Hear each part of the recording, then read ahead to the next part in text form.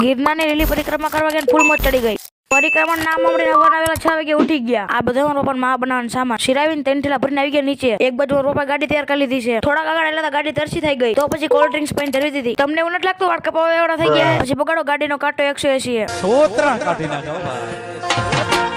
આ શોખીન જેમ જેમ જુનાગઢ નજીક આવતા હતા એમ ગિરનાર ચોખ્ખો દેખાતો. પહોંચી ગયા જુનાગઢ ને ઈસ્ટ ટાઈમ ટુ જુનાગઢ માં એન્ટર થવાનું. શું લોકેશન છે આખું તો ફાટી રહી જાય.